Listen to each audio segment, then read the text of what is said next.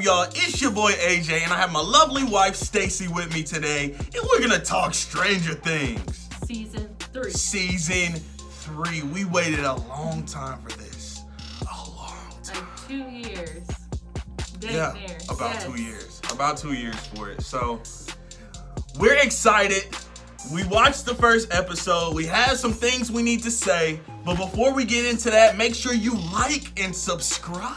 Show me some love down in the comments. The bell icon. Yeah, hit that bell icon. So yeah, let's get into it. Okay, so right out of the gate, we see a Russian lab. They're trying to open the gate back up after 11 closed it last season. And I don't know, I'm like, as soon as we come back, they're trying to open the gate. I'm just like... I was like, what is the point of this? And the fact that... It's also, so stupid. Spoilers, if you haven't seen the first episode... They're gonna see the first episode. That. But they all get, like, electrocuted and turned into, like, this slime. Bruh. And I was like... That's awesome. That's nasty, but that's awesome. I was like, this is a different level of, like, Stranger Things. Like, this is, like... gross. Yeah, it was gross, but I mean, I feel like Stranger Things always gets gross. Yeah, so. But it felt kind of like more out of their normal. I feel like they do that every season though. Like they go further and further each season because they don't want you to get tired. They don't want the show to get stale. So that's kind of what they do. Right. But right out of the gate, they're trying to open the gate back to the upside down, and I'm just like. We just closed it. We just got it closed. So that's crazy. How much time was between season 2 and season 3?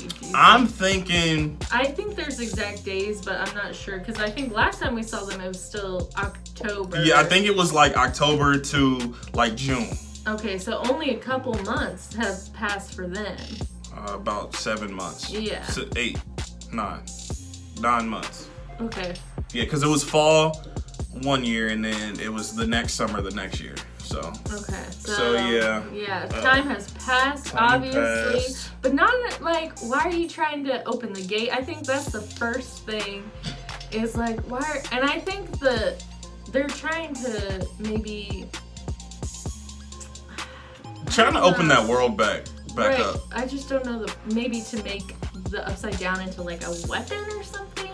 I don't know. Yeah, that's kind of how it seemed when they weren't having a lot of dialogue when they were in that lab, and they were like being really mysterious. They're trying to keep details away from you so you can feed into the mystery of it. So they're not gonna tell you like on the very first scene. So it was very interesting to see though. I'm like, what? So okay, next topic. The kids got older, like we said, like some months went by and they shot up, hit the growth spurt, voice cracking and all that. And they're like maturing in their like relationships. Like the first time we see Mike and 11, they're like making out. Yeah, that's weird. And I was like, that's not comfortable. That's weird. I feel weird. I don't like that. I don't like that. That's like, I hate watching kids kiss. Yeah. Like that's so weird. Like. Ugh. Even when I see like people in real life kiss and they're kissing a lot, I'm like, comment. Yeah, I mean, yeah, and in movies and stuff. There's a time and a place. Yeah, exactly. And like having kids kiss and stuff, I feel like that's like sexualizing kids, and that's just weird. Like, but I do understand that it's for the story. Right. Yes. So one kid who I think is not really growing up is Will. I think he is still kind of he's not in the teenage mindset.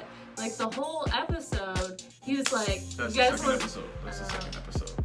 But yeah, so like I feel like, no, but that does make sense. In the first episode, you see Will and he's like, well, he does say that. He does, because when they go up on the hill, so yeah, you see Will and they go up on the hill, and like you said, he was trying to play D&D, and I think that happened on the second episode too, but we're not quite there yet.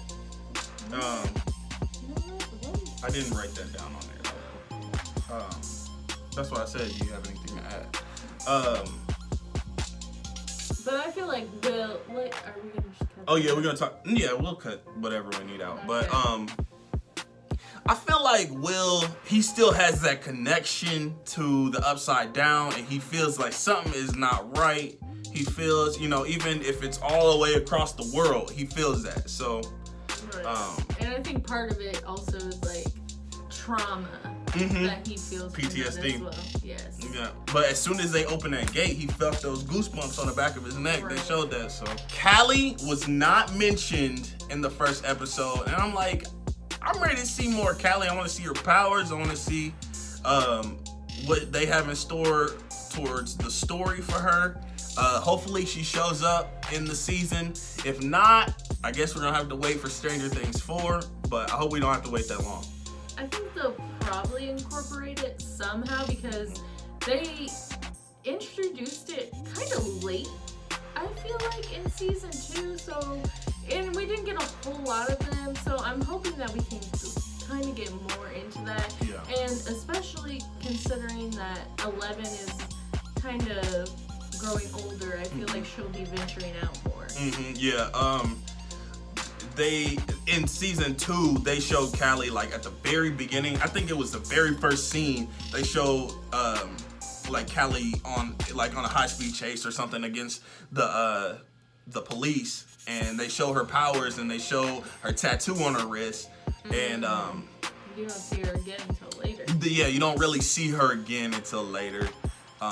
When 11 is discovering her powers and discovering who she is, who she really is, and stuff like that. So, yeah, I'm ready to see more of Callie. Hopper. I love him. Hopper, yeah, like he is kind of trying to be a father, a family man. He was a father at one point, but his daughter didn't grow very old. She died early, so he never got that chance really to, you know, be a dad to a teenager. So he's dealing with that and trying to make sure 11 is doing what she needs to do and make sure nobody's messing with her and you know, like that. He's still like his grumpy self that we know from like season 1, but I feel like to a point, is more compassionate now, and he's just like, what am I supposed to do? So I think it's really interesting how they're gonna move that character forward. Yeah. And it's not gonna be like the Hopper that everyone's used to. It's definitely, he's gonna grow because he's learning how to parent someone, kind of. Right. And I feel like Hopper, he really doesn't say a lot. He's kind of like quiet, grumpy quiet, and then I feel like on the first episode, you know, he's starting to talk a lot. He's getting like kind of out of his comfort zone. He's talking to Joyce and in the pharmacy, or where she worked, like a convenience store, like a general store. Yeah, he's at her job talking to her and like having like a full-on conversation.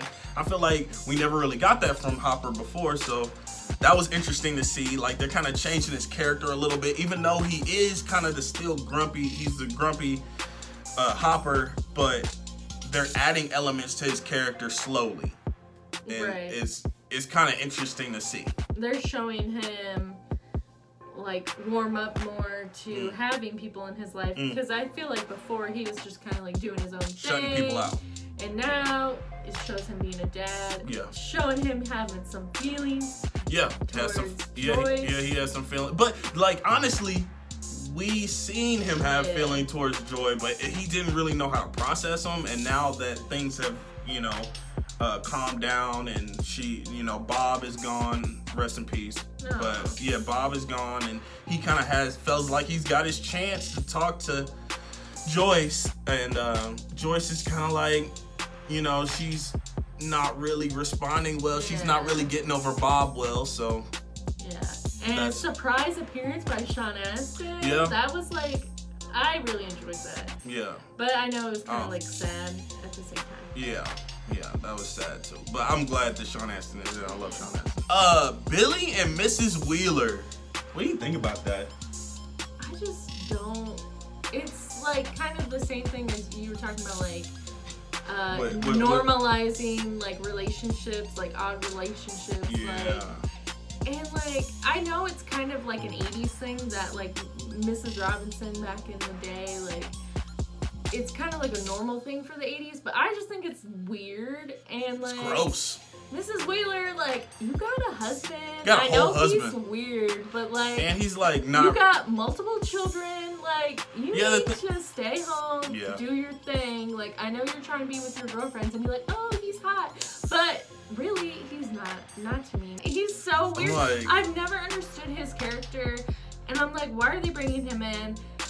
Like, he just seems oddly placed. Yeah, he is kind of. I do like his character though, because it brings kind of a bully to the scene, especially season 2, because Steve kind of moved out of that bully position, and it was a void that needed to be filled, and Billy took that, and so now after last season we kind of understand a little bit why he's a bully. His dad doesn't really treat him right, and so that's kind of why. But Billy and Mrs. Wheeler, that's just a weird situation. Like that I think it was towards the end of season 2, we saw them had like a small interaction, and she seemed like she was a little attracted to him. I'm like, isn't this kid in high school? Yeah. Like, is he in high school now? I think he is, because he and Max, like, they went into the high school last season together. Maybe he did like graduate at this point, but it's not really clear. But anyway, like, she's married, a whole married woman. That's true. And he is like, just like, I don't know what his goal is, and he just seems bizarre. Jonathan and Nancy. Going through all the couple. Jonathan and Nancy.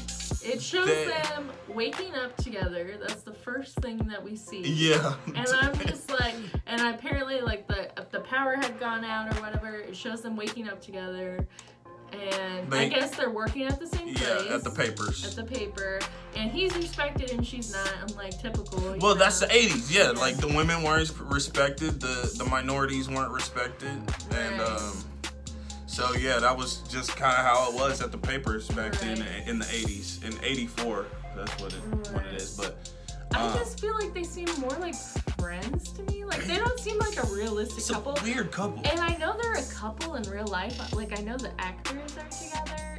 And are they still? Yeah, but I guess they had problems in real life. I don't know. I've heard some tea. She loves that. She loves that drama. Ooh. Anyway, we won't. That does not pertain to Stranger Things, but they just don't seem like they fit well together. Their characters, and like, I don't know. It's just weird. But you can see Nancy trying at her job. She really does want to be involved, but she's kind of getting turned away. Yeah, she's the coffee girl. She's a coffee and sandwich go getter. Like, she go get. Like an intern. Well, I feel like that's lower than an intern. Like, going to get coffee and bagels and stuff only. Right. Like, I feel like an intern will have some kind of say, and in what's going on. But she's really trying, and she kind of, the people are just kind of dog her. So we just gotta see how that develops. We know that's gotta develop. That's gotta happen. She can't just stay there the whole season and nothing happens. So. Right. And Jonathan's doing all the pictures, of course. Yeah, he's the photographer. He's kind of on his own place there. So I'm interested to see like how their relationship grows. Maybe they can show us more of like a typical day in the life. I don't know. I feel like Nancy and Jonathan's storyline so far is boring. Yeah, it's just like, okay. It's just not. Yeah, it's just not anything yet. I mean, I know that it's probably gonna spark something. It's just kind of like slow, like really slow. This first episode, and overall, was a little slow.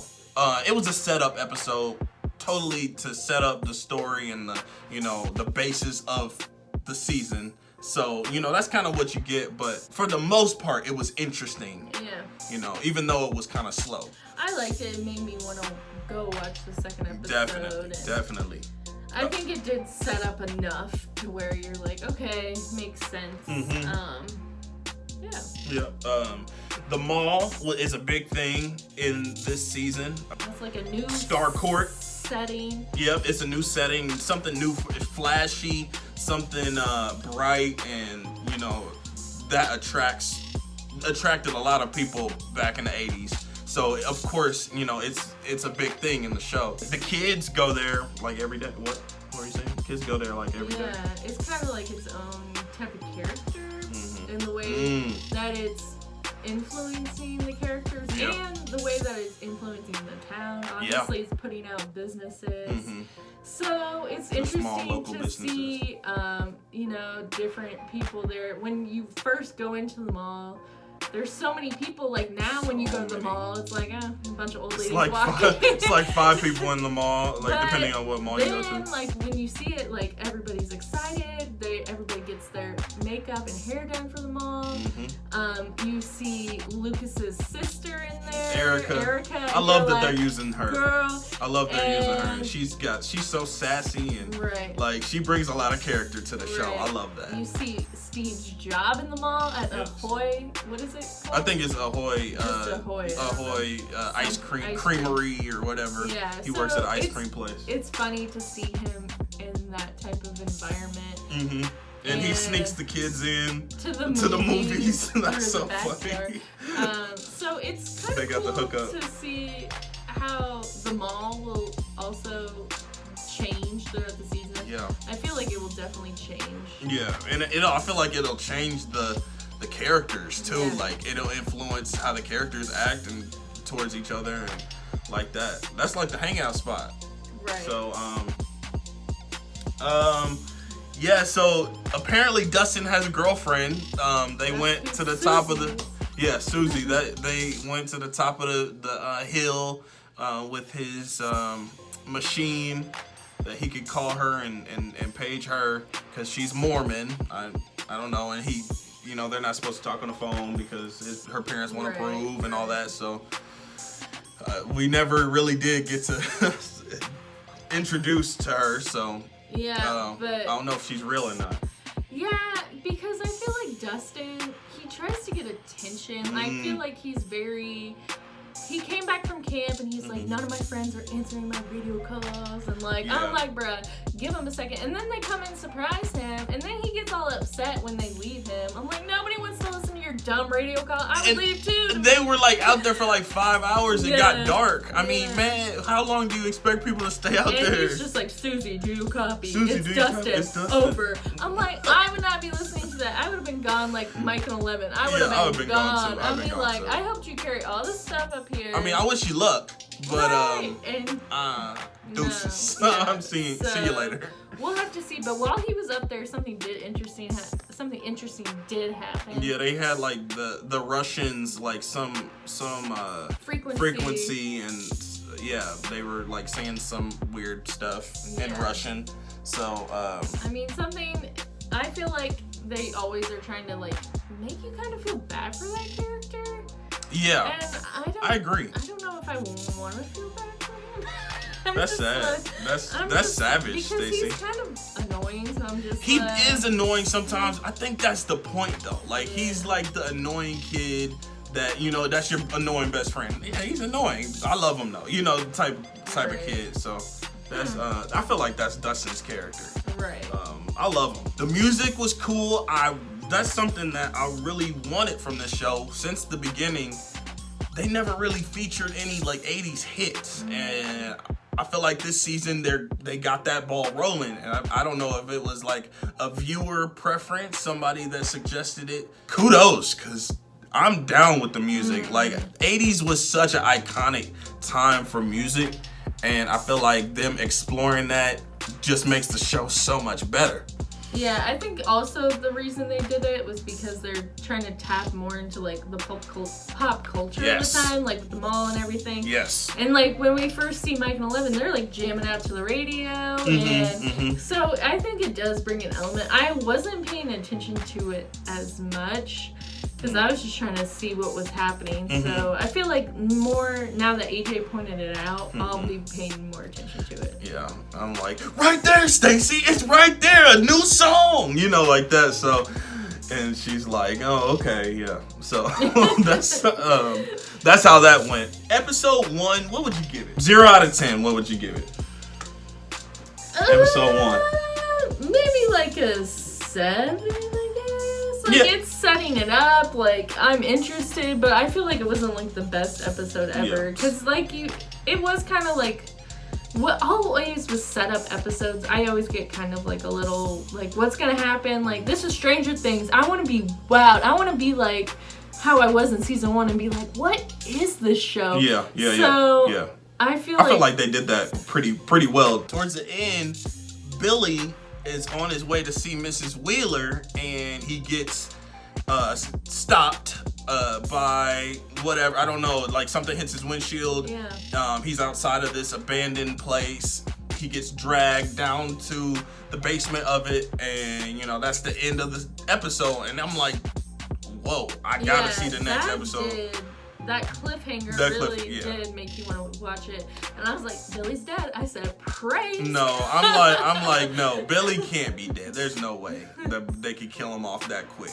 Right. After having a whole season of character development with this character. So right. I'm interested to see what that was, like what the rats are. Yeah. It's just very interesting. Those exploding rats. What would you give it? I would give it a 7.5 out of 10. It was a setup episode. It was a little slow, and but I liked it enough to definitely keep watching. So yeah, that was our rant / review of episode 1 and season 3, episode 1. If you liked our review, smash that like button, hit that subscribe button. Follow me on social media, AJ Reacts 2. Head down to the comments because you know I'm in there. Thank you for watching, and I will catch you guys next time.